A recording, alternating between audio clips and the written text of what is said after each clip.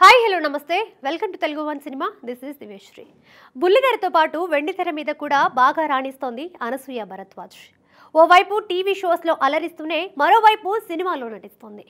అప్పుడప్పుడు ప్రత్యేక గీతాల్లో కూడా మెరుస్తోంది. Power star Pawan Kalyan upcoming మూవీలో సైతం చిందేసింది.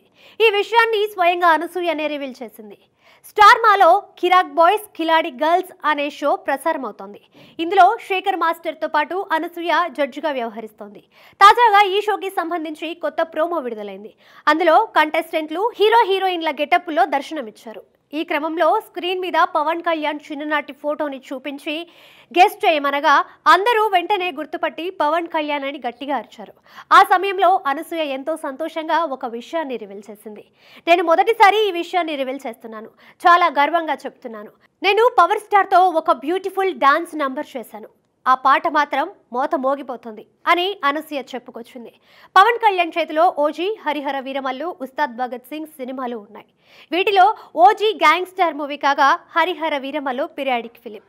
ఉస్తాద్ భగత్ సింగ్ కమర్షియల్ సినిమా కాబట్టి డాన్స్ నెంబర్ ఉండే అవకాశం ఉంది. ఈ లెక్కన ఈ మూవీలోనే అనసూయ స్పెషల్ సాంగ్ లో కనిపించే ఛాన్స్ ఉంది. గబ్బర్ సింగ్ తర్వాత పవన్ కళ్యాణ్, డైరెక్టర్ హరీష్ శంకర్ కాంబినేషన్ లో వస్తున్న మూవీ ఉస్తాద్ భగత్ సింగ్. అప్పట్లో గబ్బర్ సింగ్ లోని కేవ్కేకా సాంగ్ ఎంతటి ఊపు ఊపిందో తెలిసిందే.